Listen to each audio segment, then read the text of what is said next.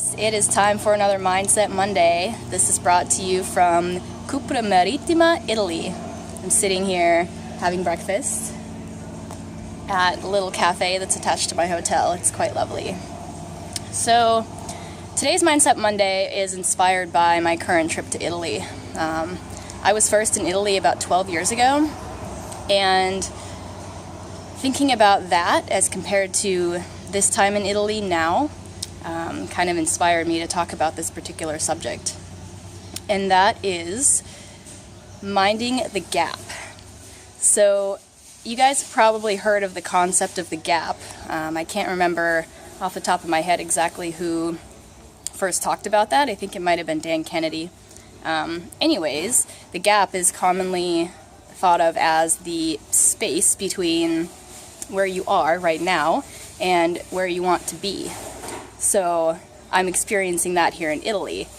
Right now, I don't speak much Italian at all, maybe a couple of words. And over here is where I wish I was, which is able to communicate in Italian. So it'd be easy for me to potentially get stuck in that gap and say, oh man, I wish I was a better language learner, or I wish I had studied Italian, or I wish that I could speak Italian, or whatever. And what hit me last night as I was eating dinner is the difference between where I am now and where I was 12 years ago. So when I came to Italy 12 years ago, I was 22 years old. Probably, I think I had just turned 22 or was about to or something. And I was in the north of Italy in the Dolomites. I was there for ski mountaineering, and it was my first time being in a country that didn't speak English. So when I was 20, I lived in New Zealand for a year. I moved there by myself. I didn't know anybody, and I lived there for a year, and it was an amazing experience, and I learned a lot about myself in the world. But in New Zealand, they still speak English. So when I came to Europe, I was in Italy, France, Austria, and Switzerland skiing in 2005. So I had this flashback last night to the first time that I was here, and I was in my little hotel room, and I was starving. And I was terrified to go out and get food because I was terrified to attempt to speak a language that I had never spoken before. And I didn't know what to do. I had my little Italian phrase book, and I was trying to memorize phrases or even just words. And I was just super nervous. There was this point where I was just like petrified to go outside and try to find food. And I was just afraid to attempt to speak a new language. And I finally did. Hunger finally drove me outside, and I don't even remember how I muddled through, but I did, and I ended up, getting some bread and some wine or something like that. But I remember my heart racing and how nervous I was and how afraid I was to look stupid trying to speak this language that I had never even heard, much less attempted to speak. And then flash forward 12 years, now I'm 34, and I'm back in Italy, and I know about the same amount of Italian that I did then. But my experience has been totally different. So I've still got my phrase book. It's on my phone this time. It's called Google Translate.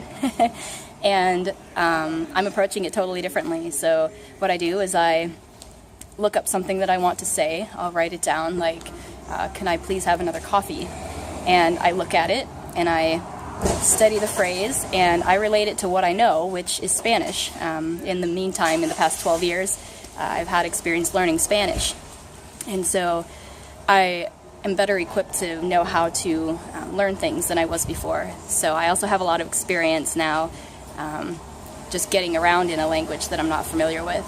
So I look at the phrase, I make sense of it, and then I use it.